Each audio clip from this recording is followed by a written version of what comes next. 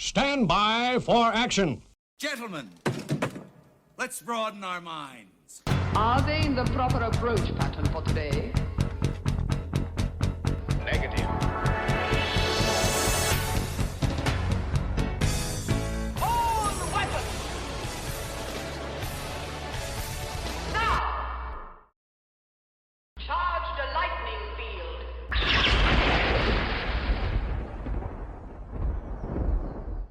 Every second counts. Let's get to work. Supercar! Dispatch Ajax a go? We're ready for action! Look, it's a puppet underwater! Damn it, I was thinking about it earlier and I was going to use it as an intro. I fucking forgot. Damn it. Well, when you remember it, just put it in. Just put it in. Just stick it in. Just spit on it and shove it right in there. Yeah, come on. You know the Haktua girl? She's still relevant, right?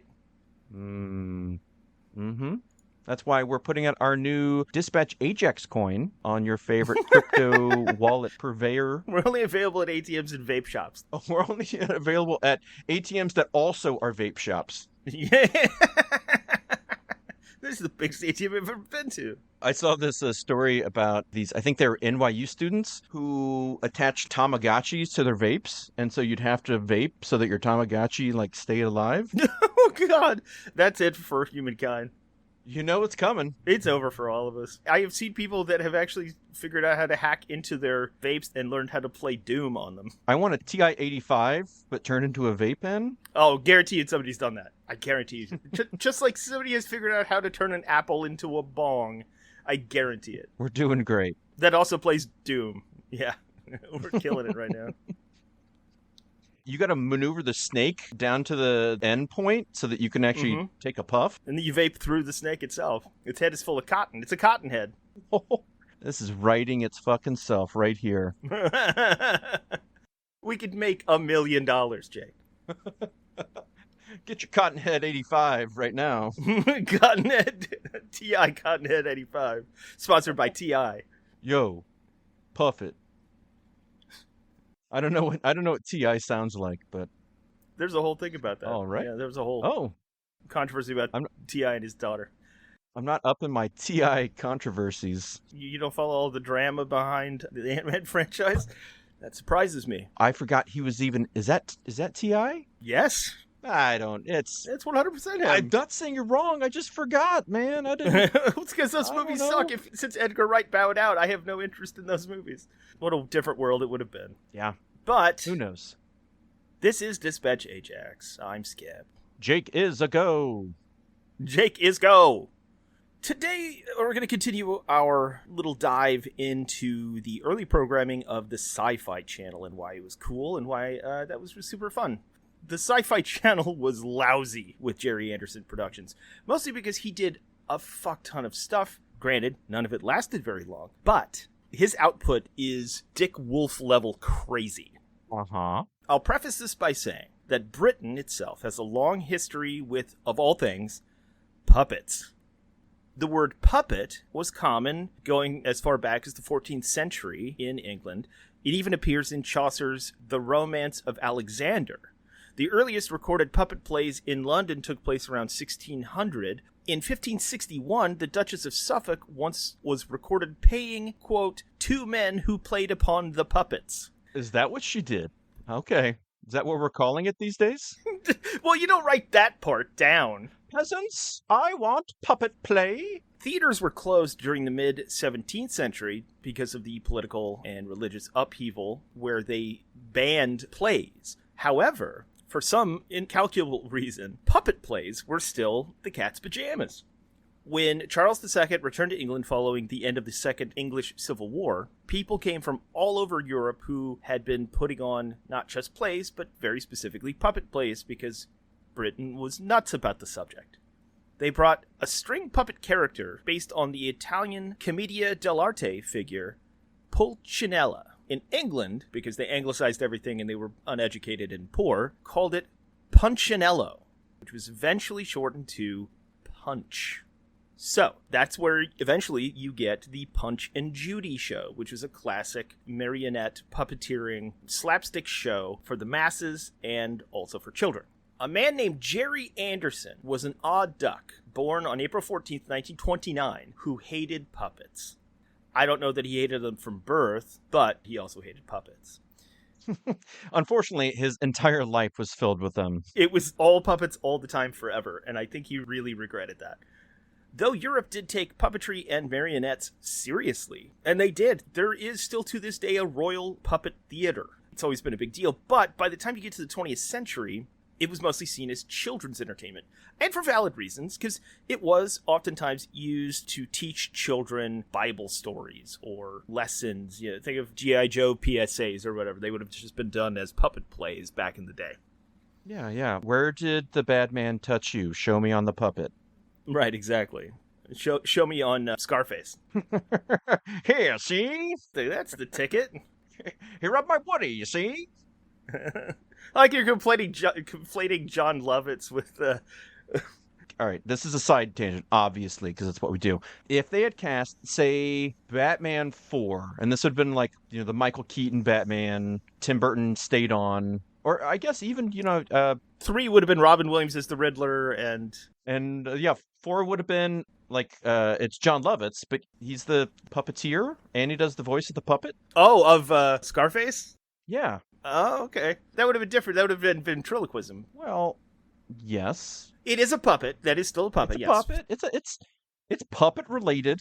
They're the same family and genus. It's germane to the conversation. No, it is. You're right. John Lovitz is a Batman villain. That's when the Tim Burton movies would have just abruptly ended. Like, we're really scraping the bottom of the barrel here. A quick thought, lower level. They've already burned through all of the top tier Batman villains. It's Batman 4, it's Batman 5. Who are they doing and who are they casting as those roles circa 1995? Phil Hartman, obviously, as Toyman, and then he had to bow out due to his untimely demise. And then then that's when you see John Lovitz step in as the puppeteer for Scarface. It was a late season replacement. He was already alongside Andy Dick as the Riddler. Oh, Andy Dick can be the Mad Hatter? Oh, shit! Yeah! Okay. That's a pretty good one, I think. That's pretty good. Do we just cast the cast of News Radio? News Radio as Batman villains and who they would be? You got to choose from that oeuvre of actors, right? So you got Stephen Root as Commissioner Gordon, obviously. Well, no, they all have to be Batman villains.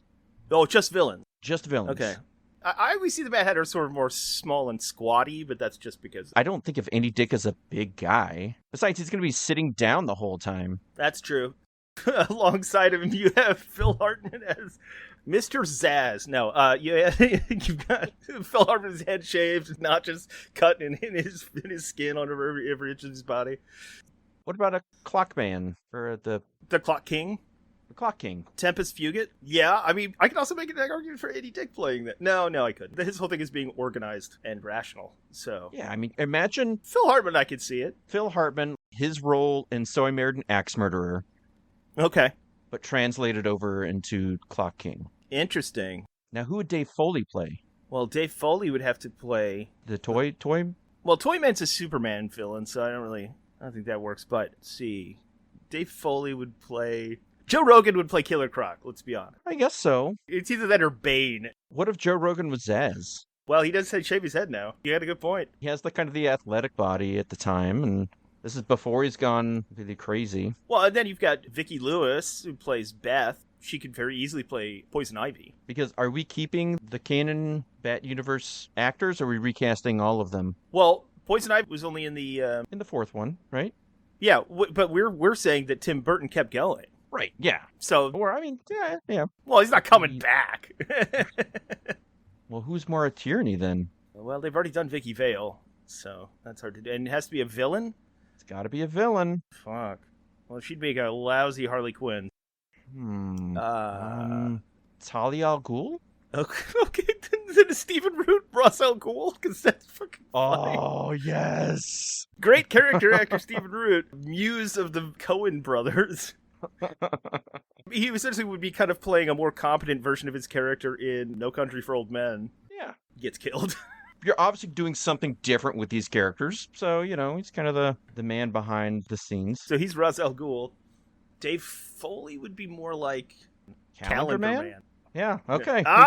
We were both thinking the same thing. Oh, no. Oh, we both thought of Calendar Man at the same time. Nobody should know who Calendar Man is. Oh, that's great. Oh, that's great. But that also means that, like, Riddler and Two-Face are both up in the air. Oh, well, I guess if we were... Yeah. Well, I mean, if we kept... Let's say we kept all 4 films that actually did come out in their place. I mean, the only thing we're switching... I mean, we could keep all of them that we've done so far, except for Vicki Lewis. What about? I mean, think about this. What about? Honestly, Andy Dick as the Riddler doesn't not make sense. Considering we had Jim Carrey, I think he'd actually, funnily enough, play it more subtle than Jim Carrey did. I don't think 1995 Andy Dick would play the Riddler subtle. Well, it depends on how much cocaine he has. All of it. Phil Hartman as Two-Face kind of makes sense to me. Yeah, I guess if we're recasting everything at that point, then... And then if you do the next one, it would be what? It was Poison Ivy and... Bane and Mr. Freeze. Mr. Freeze. There you go. I blanked out on Mr. Freeze. Jesus Christ. Phil Hartman as Mr. Freeze is nice. I think he'd be a good Two-Face. I mean, Phil Hartman would be great at everything. Just like Stephen Root. Like, you put him in anything, it's great. Doesn't matter what he does. Stephen Root as Mr. Freeze is a stretch. Yeah, that one's not quite hitting the same. Maybe gender swap it and have Candy Alexander. Oh, as Two-Face? Interesting. It could be Duala Dent, instead of Harvey. Oh, yeah. Or, I mean, if you're looking for something to put more Tierney in, straight-laced DA. That's what she plays on Law & Order now. True. I can see it. I don't know that she's got like a wild side she can play, but... Yeah, I mean, of all of these, Phil Hartman is the best choice for Two-Face. He's just the best choice for most of these, so that's why it becomes difficult. Most of these films would be better off if it was Phil Hartman. Let's just do an all Phil Hartman Batman film. He plays all the roles. Yeah, it's a one-man play. It's called I, Batman, and it's Phil Hartman playing every single role, including Robin. Do it. Cowards. Now, you little pussies, do it. I dare you. Fuck you, Warner Brothers. You... What, you gonna write this one off for taxes? Eat it. Eat this, dickheads. All right, sorry. That's a lot like puppets. That's a lot like puppets. It is indeed. So Gerry Anderson was born at Elizabeth Garrett Anderson Hospital, fortunate considering that's his last name, in London in 1929. Originally, his name was Gerald Alexander Abrahams. It's possible the hospital changed it after he and his mother bugged his father. Basically, this is Ellis Island shit. They were Jewish, and they were trying to hide it. His family didn't grow up close. His brother was 7 years older, and Gerry was considered not particularly bright, possibly not even average, but a creative. Let's see, at one point he detailed a cardboard heart and writing a short play to use it in. I don't know what that means exactly. This comes from a lot of his bio shit. He would tinker with stuff. He made a kennel for their pets and put an alarm on the chicken coop. Now, Gerry's older brother, Lionel, volunteered for the RAF during World War II, and during training was posted in Arizona. Lionel would often write back to his family telling him about the RAF, including details about where he was stationed at Thunderbird Field. Nice. Keep that in your back pocket. Yeah. After 38 missions for the 515th Squadron, Lionel was reported missing in action. This weighed heavily on the family. The matriarch never really got over it. Gerry had lost his brother, who was now considered a hero, so they gave him a complex. And he was relatively close with him before he left. He kind of idolized his brother. This sort of informed a lot of direction in which Gerry's creative outlets would go. I do think it's funny that in a lot of his official bios and everything, they make this claim. Gerry finished school with no academic qualifications. Okay, that's unfortunate. But you got through school and knew nothing. But due to the war and a shortage of pupils, he essentially got enrolled into college. He wanted to be an architect. Unfortunately, he was allergic to plaster, which kind of a thing at that point when you're modeling architectural plans. Yeah. So instead, he decided to move over to the movie industry. He had a distant relative of his father that Gerry had made contact with who was in the movie industry and got an interview. Nothing came of it. They're like, well, maybe in 6 months we can bring you on board or whatever. But because that didn't go anywhere, he immediately took a trainee's position at the Regent Street Gallery before advancing to the Colonial Film Unit, which does have its equivalency in the United States. Frank Capra famously did a film for the American equivalent called Why We Fight. These were straight-up Hollywood-produced propaganda films for World War II. At CFU, Gerry got to work with George Pearson, who had acted only in one movie before he decided to become a director and writer of Common Story. He was essentially a mentor to Gerry and taught him the ropes of the industry. But then comes 1947, when he gets conscripted, where he would leave his internship and serve his country for ? World War II is over, but they have conscription, so he got drafted and then entered the military. So when they drafted him, they evaluated him and then realized he was best suited to radio and telephone operating. Well, they weren't wrong, right? They weren't wrong. So they went to what they called radio school and then was posted to the Royal Air Force base in Manston, Kent. There, Gerry witnessed 2 accidents in the last year of his conscription. They were both extremely formative to the rest of his life. One of which was when a Mosquito, which is the same type of aircraft that his brother flew in the war, crashed during a celebration commemorating the Battle of Britain. The other, when the aircraft's undercarriage was non-functional, they had to delay landing until it had no choice but to land without it, which is depicted in an Amazing Stories episode, by the way. Except that is Spielbergian and uses cartoons. The crew did survive, and Gerry had recalled this as an inspiration for one of the Thunderbird stories he'd write later. Now, because of his conscription, legally, Gerry was entitled to get his old job back at Gainsborough Pictures, but Gainsborough Pictures had gone under. So he drifted around. Eventually he found work at Pinewood Studios and then to Elstree Studios and Shepperton Studios. And this is when his marriage falls apart because of his constant being on set and the hours he put in. His last job during this era would have been at Polytechnic Films in Buckinghamshire. Jesus Christ, guys, get it together. Where he met a guy named Arthur Provis, who was a camera operator. Then, of course, that went under. Sick of all this kind of rigmarole, Gerry and Arthur Provis started their own film company called Polygon, not the online media empire, bringing along a guy named Reg Hill and John Reed, and then Sylvia Tam. They shot some commercials for Kellogg's Corn Flakes, but... Ricicles. Yeah, exactly.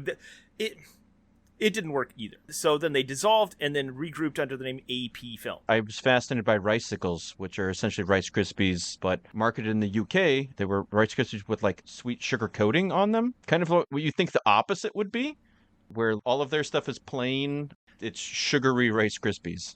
It's like one of the few things that we have that isn't like that they managed to put sugar on. Yeah, it's bizarre. Yeah.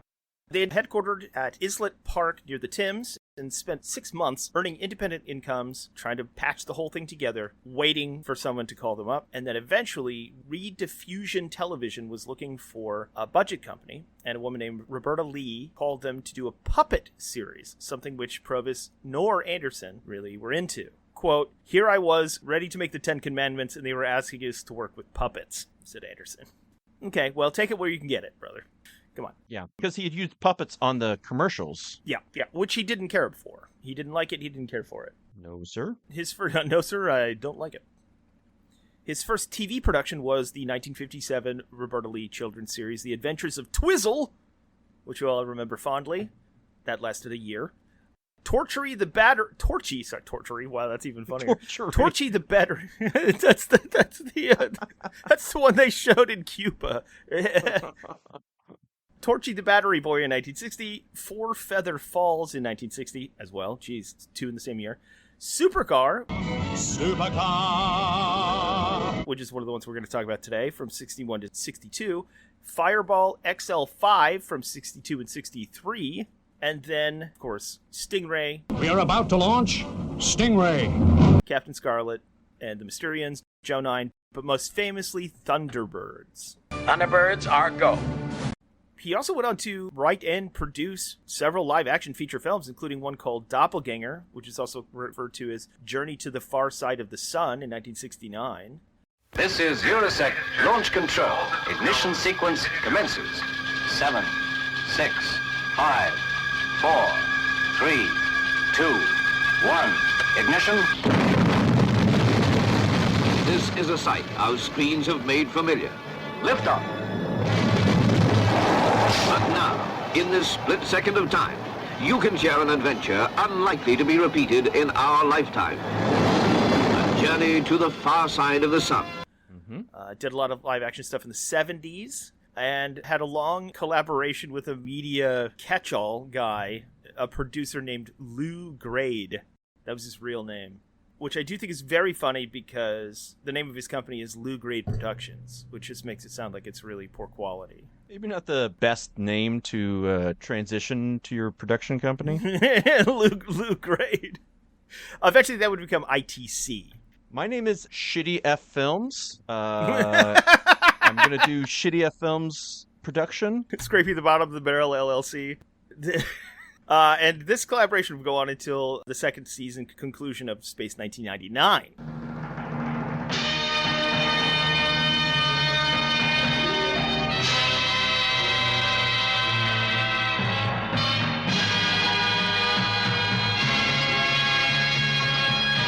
So they got basically no money for Adventures of Twizzle. They literally got £450 per episode, which is insane even for back then. They basically hated the entire idea of having to work with puppets. They thought it lowbrow, which it kind of was. I mean, it's not that it was lowbrow, it was that it was accessible for the masses, is more the idea behind it. It's kind of like burlesque. Contemporary humor, commenting on contemporary things. Right. The production cost for using the puppets was much less than using live action. So it was going to be cheaper to do. Plus, it was for kids mostly to start out with. So kids were much more likely to engage with the puppets and follow along with that. And despite his apprehension toward the whole thing, he really revolutionized puppeteering. He's essentially John Malkovich at the end of being John Malkovich. Yeah, truly a pioneer with super marionation.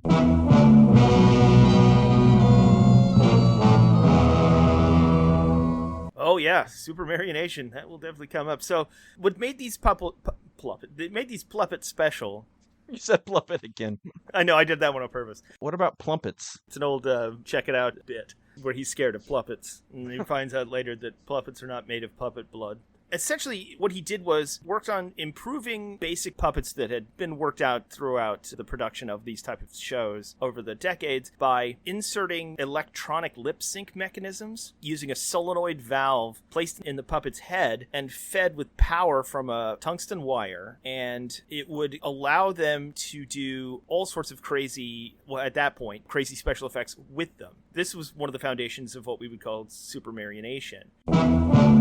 It would allow them to electronically lip sync the puppets with audio played back so that their mouths wouldn't have to be operated by a person physically. They would be operated by the audio playback that was played on set. The characters were played by electronic marionettes with this movable lower lip. And it would open and close in time with pre-recorded dialogue. And it would either be in the puppet's head or chest, which is why sometimes their proportions are weird, because they have to fit these electronics inside either their oversized head or their oversized torso.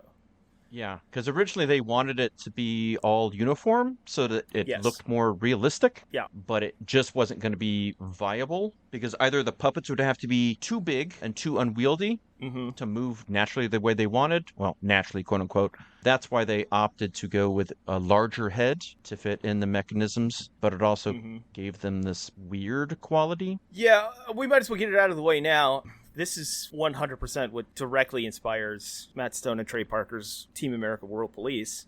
Oh, yeah. Yeah. I mean, a lot of people who maybe listen to this maybe haven't seen Stingray or Thunderbirds, Supercar, but they probably know about Team America. Which utilizes basically this technology just miniaturized. Oh, yeah. They use straight up super marionation, they just don't use the branding. Yeah, no, Team America is a complete parody of Thunderbirds in a lot of ways, and some of the other Super Mario Nation projects that Gerry Anderson did. They take a lot from Stingray, too. But I think why Team America might work better in a lot of ways is that it's not taking itself seriously. Oh, right. And you are meant to laugh at it, as opposed to a lot of the Gerry Anderson productions where it's played straight. Oh, and it's very serious, yeah.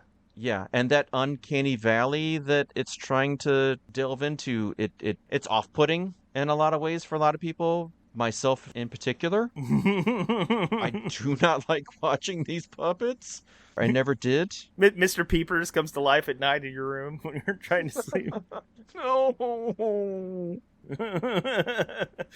It's like the movie Magic. Which they're remaking, apparently. I have heard. I wish it was just Anthony Hopkins again. It'd be kind of fun. I mean, why not? You could just make it a CGI puppet that's Anthony Hopkins. So the National Science and Media Museum of the UK defines the use of electronics to synchronize puppets' lip movements with pre-recorded dialogue as super marionation. It has a very defined thing in academia and was designed as sort of a brand that they would use like CinemaScope or Technicolor. He was trying to do something to revolutionize the industry. It was in what they refer to as an elaborate style of puppetry, and it was sadly motivated by Anderson's embarrassment for working with puppets in general. He said at one point that he wished to dispel the notion that their company's marionettes were, quote, the sort of puppets that were used in preschool programs. Okay, I mean, I get it. But the funny thing is that in Britain, this was treated as real theater for a very long time. It wasn't really until after World War II that it was sort of considered strictly children's fare. Kind of like how animation was in America for a long time. It was said that Super Mario Nation productions contained 3 to 4 times as many cuts as live-action features because the puppets' lack of facial expression made it nearly impossible for people to pay attention to it for more than a few seconds per shot. So they would have to cut away quickly, otherwise you get that uncanny valley problem. Yeah, they also had like major problems with the puppets constantly. Like, they would shoot for hours and get, like, minutes worth of footage because they just couldn't get things to operate properly, or the eyes would go all wobbly. Mm-hmm.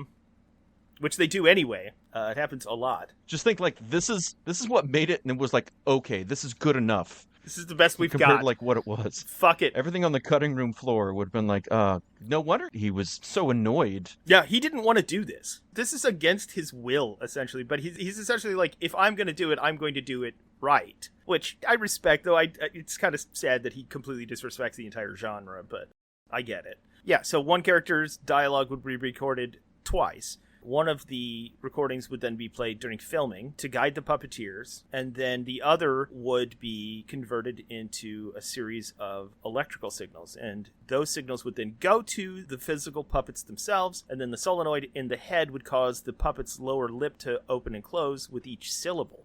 It's actually pretty ingenious, really, considering what era this is. I mean, technically, it does what it's tried to do well. What that is, who knows? Did it need to happen in the first place? I don't know, but they did it right, I guess. Yeah. But I also think it helped him explore, I think, what these shows actually did do well, which is a lot of the set and prop design, the special effects, and miniature action scenes. Which are way ahead of their time. Yes, super well done. And a lot of the designs for things that they do, especially, in like Thunderbirds and whatnot, and then later in his like hybrid stuff into like UFO and Space 1989. That this is coming out years before 2001 or Star Wars, and you can kind of see people were watching some of that and taking some of those design ideas and translating into those much bigger, long-lasting sci-fi properties. That is the one thing that I've noticed now marathoning this Gerry Anderson work all day today, is that the production design of each of these shows, even some of the early stuff, even Supercar, which is really, really rough early on especially, the production design is immaculate and extremely, excruciatingly thought out for the kind of show that it is. There's logic and reason behind every set piece. The sets work. They look cool. There's little MacGuffins and little sci-fi greebles and little things that it does that make sense. It never feels like they just shrug their shoulders. Everything in it, even if the plot feels like a throwaway, at least the sets and the staging feel completely grounded. And I think these shows would have had, though granted they had no lasting power since each of them lasted about, a season each? Part of that was because they couldn't get money to keep doing more, and they kept trying to pitch things and make things that they thought would work in America. Yes. Which is why, like, a lot of the Thunderbirds, especially, like, it's American voice actors, because they use them thinking that would translate and wouldn't be odd for the viewer in America. But even though they had, at one point in time, 3 different studios vying for showing their stuff in America, none of it came to pass up until much later after the fact. When people had already forgotten and they were only playing on nostalgia at that point. And so I thought we'd focus on just a couple of these shows, 3 in particular. And we'll sort of tangentially talk about a lot of other ones. But I figured we'd focus on, first of all, Supercar. With beauty and grace, as swift as can be. Because it's one of his early ones. It's one of the first ones I remember watching on the Sci Fi Channel. It was 2 seasons, totaling 39 episodes, filmed between September 1960 and January 62. That is a lot of episodes for the concept of Supercar. Right. It's even more ambitious than Star Trek, which had 79 episodes through 3 seasons. This is fucking crazy. Again, the idea of Supercar, there's a supercar. The end. It can function on land, sea, and air. Yep. It's Knight Rider, but without Hasselhoff. Yeah. If you combined Airwolf and Knight Rider and... The one with the motorcycle? What was the boat one with Hulk Hogan? What, are you talking about Tropic Thunder? Or not Tropic Thunder. Not Tropic Thunder. No, but that's... It's something like Tropic Thunder. It's Tropic Lightning or something, isn't it? Isn't it like what is the name of that stupid ass show? Thunder in Paradise. Thunder is that in right? Paradise. You're right. Thunder in Paradise. There's a hurricane blowing in over the water, waiting in anticipation for the action to begin. Baby, I wanna hear him.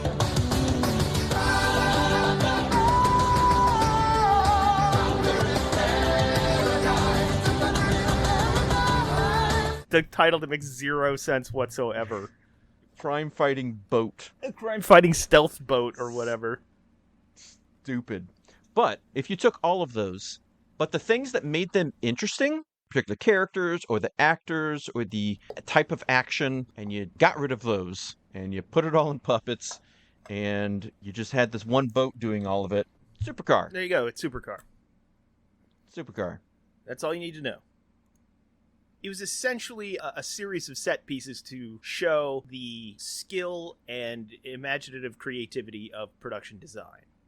In the show, the star, of course, the main character, is Supercar, which is invented by a guy named... I do appreciate this through a lot of these shows. They do intro credits where they credit the puppets as if they are actors.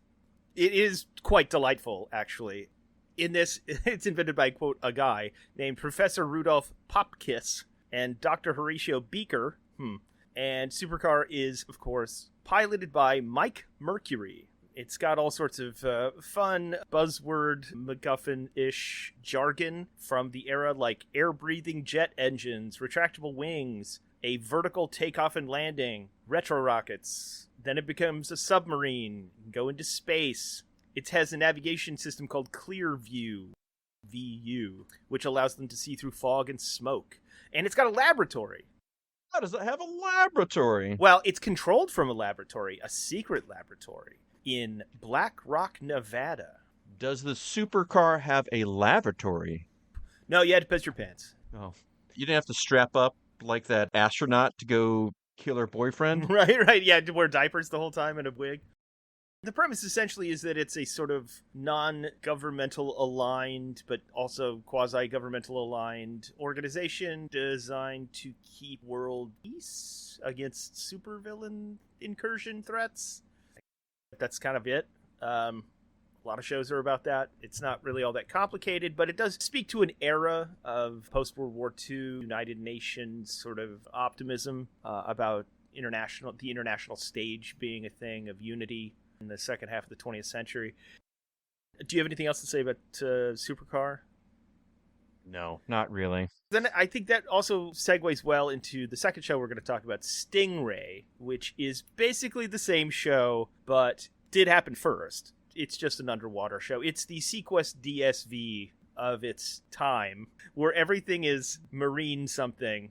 It's Sequest CSI. They are the World Aquanaut Security Patrol, or WASP, which is very funny considering they're all white, that polices the Earth's oceans. Their sort of enterprise flagship is the Stingray, which is a combat submarine, captained, of course, by Troy Tempest and Navigator Lieutenant Phones and Marina, who is a mute mermaid? Question mark? I guess. Okay. And their thing was the same kind of missions that Supercar went on, but underwater. The Stingray was armed with, quote, Sting missiles, which were torpedoes that could travel 600 knots and reach a depth of over 36,000 feet. Whoa. Now, WASP was based in an underwater city, a bubble dome, called Marineville, off the west coast of North America. I know. Marineville. It's like straight up Sea Lab vibes, man. Oh, it's, you're in Waterland. Okay. Yeah, exactly. Yeah, and there was a lot of detail and a lot of things infused in here, very Gerry Anderson, where they had their own jargon. Like, WASP personnel would acknowledge commands with the phrase PWOR, which means for proceeding with orders received. There was a lot of thought put into some of this procedural stuff. It is very procedural. It felt very procedural. I'm sure a lot of that comes from his being in the military, yes, especially over the radio and whatnot. Yes, and it does feel very Star Trek in that sense, where it definitely feels like a lot of procedural stuff formed by military experience. And it is interesting because it does it in a adult written way, not in like a fantastical child way in those procedural parts. In the plot narratives, oh my god. But in the procedural parts, it's very, very detail-oriented and about specific practices. It's even shot that way, which I think is very fascinating. I had a blast watching Stingray earlier. It's ridiculous and cheesy and awful, but like some of the detail work that's put into it is extremely well thought out. Shockingly so. More so than you would give most writers for a show that is considered a throwaway for children. Their boss, of course, is in a 1990s Professor X hovering wheelchair, whose name is Commander Sam Shore. Okay. And his daughter, Lieutenant Atlanta Shore, who works in the Marineville Control Tower, and of course is secretly in love with Troy Tempest. Well, who wouldn't be? Well, it's Troy Tempest. We all have a picture on our wall. Yeah, I had to pull off the New Kids on the Block and the Backstreet Boys to put up Troy Tempest. Your Farrah Fawcett poster. You had to dig that tunnel behind your 1 million BC poster. I would hit the electrode, and his jaw would like drop, and I'd try to hit it in time. Try to fuck it in time. Yeah. The entire thing was filmed on a budget of 1 million, so we're escalating. And it was the first British TV series that was ever filmed entirely in color. And the reason for that was to appeal, like we mentioned earlier, to the American market. So that really pushed that whole thing forward. It's crazy that was the first show filmed in color. Yeah, that's nuts. That's really crazy. That's a wild factoid. It is. And it is super fun. I watched a couple episodes. The remarkable thing is the thought that's put into its conception, into its production design. It's kind of a shame that it's put in this format because it feels so limiting for somebody who had so many ideas, or at least had the wherewithal to be that mindful of production. He will do some live action stuff later, and it doesn't quite have the staying power, I feel like. But that is Stingray. The third series we were going to talk about, that I wanted to talk about, and if you have more you wanted to get to, that's totally cool, was 1969's UFO. Oh, I thought you were going to go with Thunderbirds. Interesting. Do you want to talk about Thunderbirds instead? I have that too. No, I'm fine. Thunderbird is, I would say, his biggest and perhaps most long-lasting work. Yes. Which maybe is the reason, not to cover it right as much. I think they put a lot of chips in Thunderbirds. Essential idea is that there's a non-government group that is not out to attack other nations, but just out to save the day and help people. They are a rescue team. Yep. and they have, high-tech rockets and ships to go take care of their mission. This is the one-to-one comparison with the Matt Parker, Trey Stone vehicle.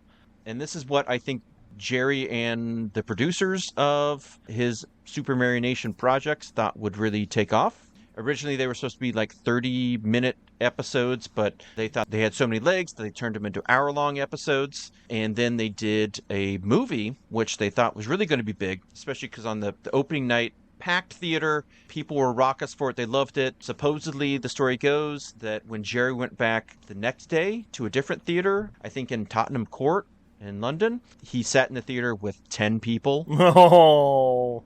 They thought this was going to be bigger than James Bond. And the first day, it seemed like it would, but it ended up being a complete flop. And was just another kick in the side to old Gerry Anderson with these puppets.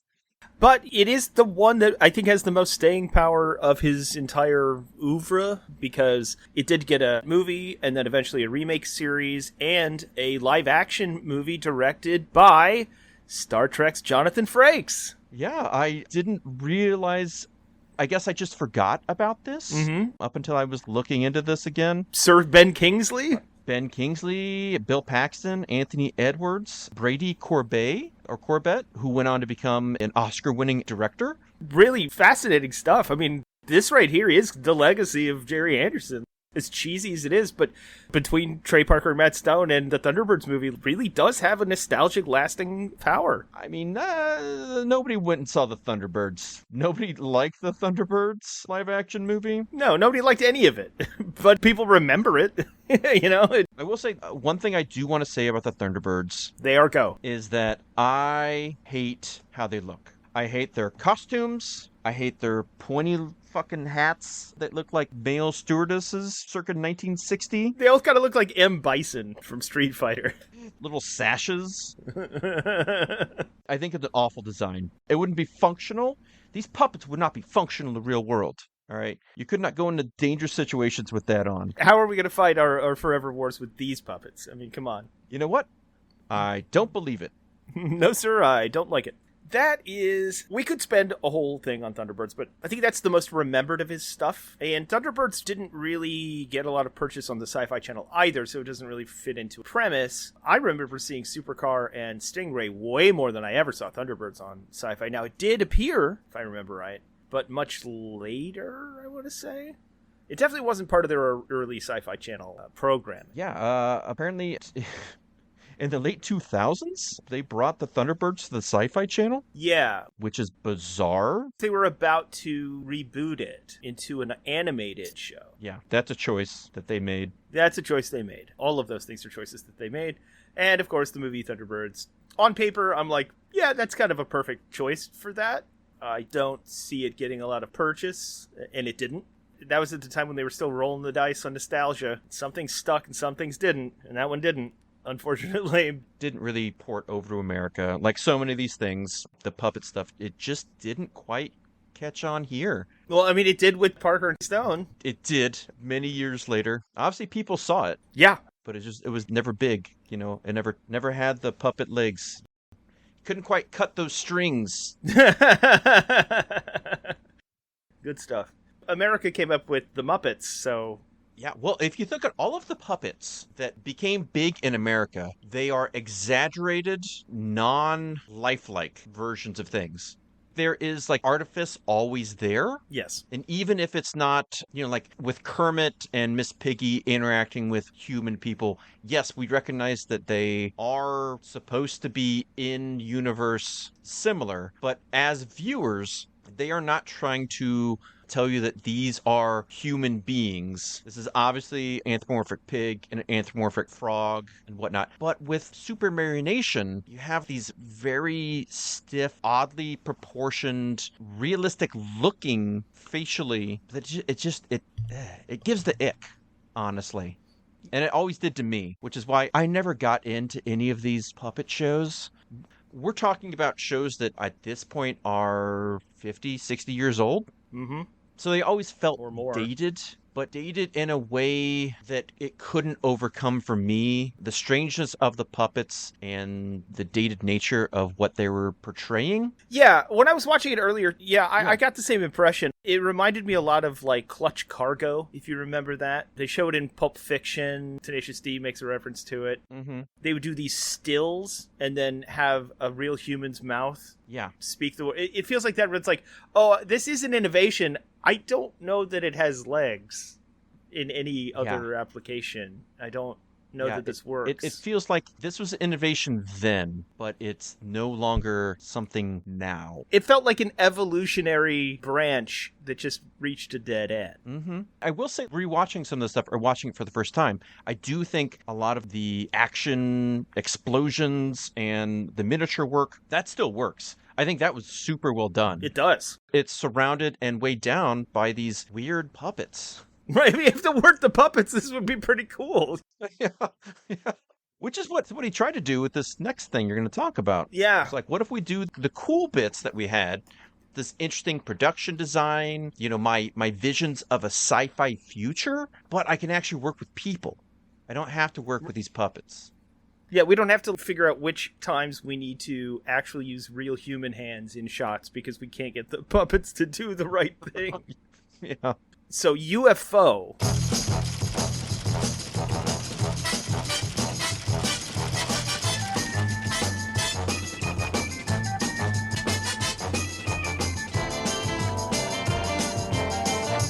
Was the show that the Andersons, and I'm not trying to downplay Gerry Anderson's wife's contribution to this. Sylvia is hand in glove with this the whole time. She doesn't get half the recognition that she probably should. Their newly formed company, Century 21's first full live-action series, UFO. It starred an American actor named Ed Bishop, who did a bunch of other earlier Gerry Anderson work. Commander Ed Straker. This was before the 90s, where he would have been called Ed Stryker. Head of the secret defense organization Shadow. Supreme Headquarters Alien Defense Organization. There you go. They're S.H.I.E.L.D. Yes, yeah. But specifically about alien invasions. It was definitely more adult. It was definitely more sort of like advanced. And there's a hell of a lot of creativity in production design, production quality. It's really thought out. Production design oriented than even Star Trek was, but didn't really catch on. And I've been watching a lot of it today. It's fun. I think some of the costuming, I'm like, if I still owned stuff like that, I'd wear that every fucking day. Like, a lot of the design work is great. A lot of the technical details are really ahead of their time. Way better than anything else on TV. Better than what Battlestar Galactica would be just a decade later, but didn't really find much purchase once again. Well, there we are, Commander. I don't think you'll need us anymore, so, we'll leave you to it. Well, thank you, Major. All right. On in the day's work. Good luck. Why don't you go back with them? I can take care of this. Well, thank you, Paul, but I think I'll stay here and see this through. But you go back. Look after Catherine. Oh, tell her I'll be back as soon as I can. Of course.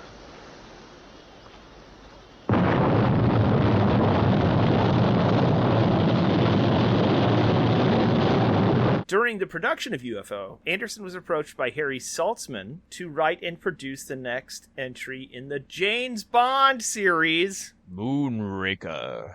Bring that full circle. But they didn't like his approach, and they passed on it. Now, if you watch Moonraker today...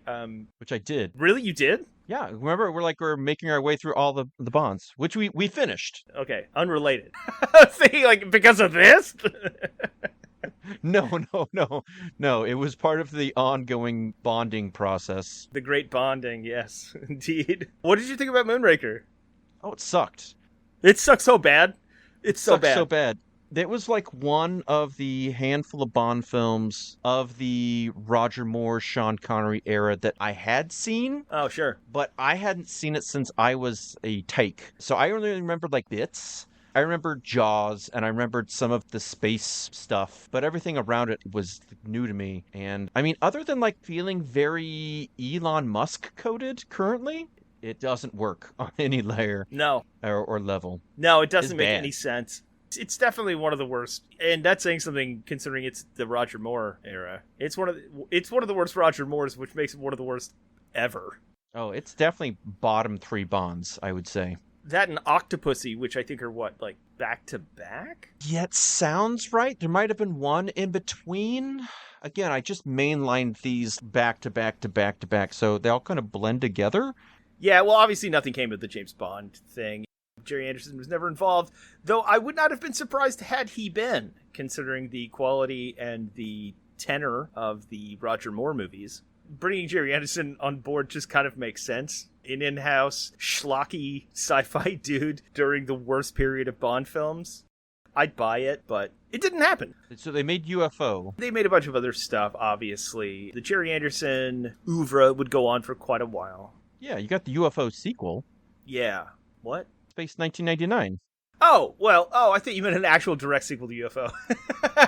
Oh, no. I mean, there's a lot of elements they took and reused them. Space 1999, which is, it's an absolutely schlocky, ridiculous series. I mean, it's classic Gerry Anderson. The more clout he got, the more he was able to put, real stars in front of people. This time you got Martin Landau, some big British actors in the genre.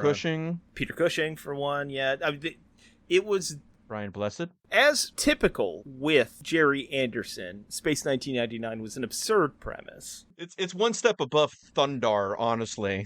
Yeah, I mean, it feels a lot like UFO. In the opening sequence, they keep flashing 1980.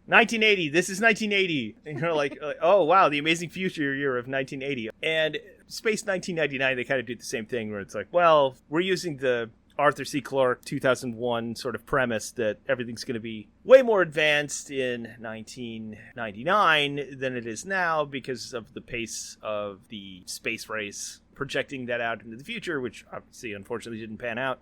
But the idea was that we'd have bases on the moon and ships that can travel between the Earth and the moon regularly. And then, all of a sudden, the moon explodes. Abort the mission. Main mission to all Eagles. Return to base immediate. Repeat, return to base immediate.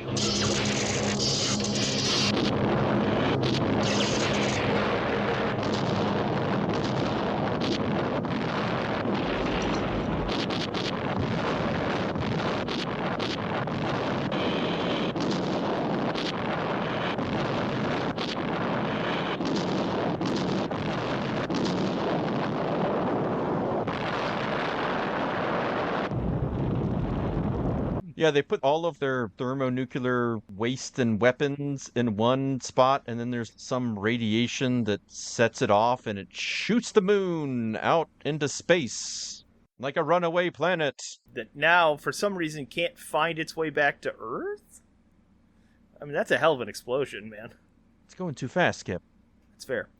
Even in Buck Rogers and or Planet of the Apes, they managed to just find their way back to Earth. But this one, they were like, I don't know where we are. What the fuck happened?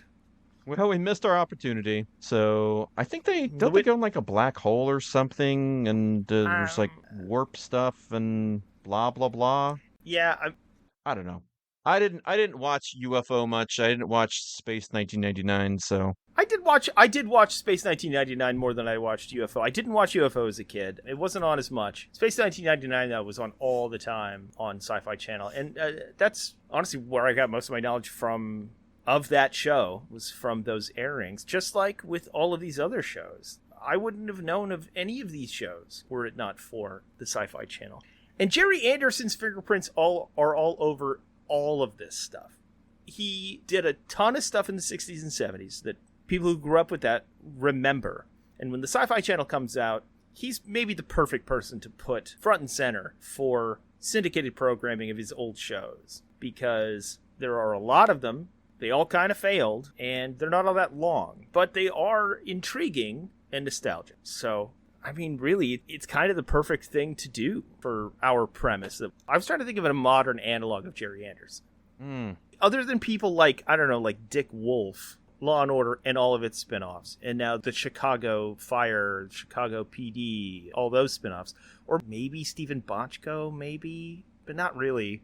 especially since Gerry Anderson and his wife, she did a bunch of costuming and makeup and also production design, which is really cool. I don't know that there is a direct analog. It's like if Stan Winston was just given a blank check to make shows. Because he's half Jim Henson, half Stan Winston, but never quite achieved the success of either, and never wanted to be in that genre. He just wanted to be a real director. Yeah. And when he works with live action stuff, you would go like, oh, finally he gets his thing and it'll make more sense. But it doesn't. It's still just a schlocky. It just has live action actors instead of puppets. That's why it reminds me of Stan Winston. Stan Winston was never going to be... I mean, he directed, Pumpkinhead. And he did some other stuff, but he didn't write movies. He didn't pitch TV shows. But he was really good at certain things. Like, I want to dress like everybody from UFO. You need that alien haircut is what you need. Oh, the purple bob. Purple bob. Yeah. Yeah, I need to, that's what I need for sure. I should have already owned that stuff. I was rocking that like 15 years ago. Why don't I own all that? That's great. But yeah, I feel like he's one of those guys that was both ahead of his time, but also didn't have the juice to really move things forward as much as I think he thought he could. He is a stepping stone. Unfortunately, you need somebody that needs to be that intermediary, or introducing some of these technical innovations, some of these looks for the future and ideas, but they just don't quite click. They don't quite work. And you need other people, your Kubricks, your Lucases, kind of take some of that stuff and make something bigger and better. Well, that's funny because I figured you were going to say like he needs a Lawrence Kasdan to come in and write the actual story and the heart of the whole thing. He reminds me a lot of Lucas and Spielberg both early on, and a lot of their horrible ideas that they wanted to do. And Lawrence Kasdan came in to be the adult in the room and pare it down, just like with Raiders, just like with Empire Strikes Back. The guy that comes in and goes, hold on, guys. Let's just hold on a second. Let's make this real instead of just your spitballing on the beach in Hawaii. One of the things with a truly great artist, you have the singular visionaries, but you also have people who can recognize that making films and TV are collaborative adventures. Mm-hmm. And you need someone who can push and pull, have their creative vision, but are able to absorb and articulate other people's ideas to make that a better thing. A lot of times the people who are too hard-willed and wired in, or they become that way when they lose their guiding rocks. I mean, look, both Lucas and Spielberg, I think, when they separated from their significant others, they kind of lost that touchstone. Oh, yeah. At least for a bit, I think Lucas never got it back. Nope. I think Spielberg was able to get on a different track, but without someone to bounce those ideas off of that they trusted and they respected, you can lose that vision to your own poor intentions. Lucas had done Star Wars, obviously, and Spielberg had done, Close Encounters. But then when Spielberg does 1941, you're like, you need somebody else in the room to rein you in because, you don't know what's going on. And Lucas was the same way. And Lawrence Kasdan was that guy. Now, granted, earlier on, it was Lucas's wife that was really reining him in. Yeah. Yeah, we could see with the prequels where he didn't have another voice that he respected to, say, hey, this isn't the right way. And boy, did he try, though. Yeah. You got to have that other person in the room. And that's, I think, something Gerry Anderson probably would have benefited from because his ideas are really there. And the production design and quality are there. Yeah. You got to know when you're the idea man, or you're like, I'm good at this one thing, but maybe I shouldn't do everything. You got to know when to hold them, and then subsequently know when to fold them. That's what you do. Okay. I could never get that second part down. Well, no wonder you're so bad at poker, Jake. Jesus Christ. That's why, no wonder... Someday I'll get it. No wonder you got fleeced by Le Chiffre. At least he got that itch on the underside of my How's Your Father? Well, it's because you were crying blood. It's kind of a tell. There's nothing sinister in crying blood. Yeah, that's basically our breakdown of Gerry Anderson. A really successful creative, and was a successful creative. In fact, his family is still selling merch. There's a Gerry Anderson podcast hosted by his son. You can buy stuff from all of their series online through GerryAnderson.com. it still has a pretty loyal following, all of his shows. They're fun. Yeah, and you can see the sci-fi-ness of them and why the Sci-Fi Channel brought some of that stuff over during their early periods. Oh, yeah, especially since, no one else was showing this. These were just sort of like sitting on a shelf somewhere. Might as well show them. And Sci-Fi Channel took full advantage of that. And I think much to their credit, because I would never have known about these shows. I would never have seen them, especially not as a child. Sci-Fi Channel is one of the reasons that I have a much broader view of the sci-fi genre landscape in general. It's true. Before they descended into what they become. But we will discuss more of that evolution or de-evolution as we continue on with our Sci-Why FU series next week. And we hope that you guys have all enjoyed listening to your little marionettes chatter away at you. Just our lower lips. On this episode of It's always just our lower lips. Please come back for the next episode of Dispatch Ajax. Before you do that, if you wouldn't mind sharing, and subscribing. If you know of any other puppet heads out there that need to hear about Gerry Anderson and how he fits in the Sci-Fi Channel, do send that to them. If you wouldn't mind rating us 1,999 stars on the podcast app of your choice. Why not? Ideally Apple Podcast. It's the best way for us to get heard and thus seen. We'd super appreciate that. We'd super Marionation appreciate that. And just want to say thanks. Thanks for coming around. Thanks for listening. Thanks for going on this puppet-filled journey. But until the moon explodes in a ball of thermonuclear fire, sending us and this podcast deep into the bowels of space, Skip, what should they do? Well, they should probably make sure they've cleaned up after themselves to some sort of reasonable degree. Make sure they have tipped their bartenders, their wait staff, their KJs, their DJs, anyone who qualifies, quite frankly. Make sure they support their local comic shops and retailers. And from Dispatch Ajax, Jake and I would like to say, no matter where you go, there you are. Please, go away.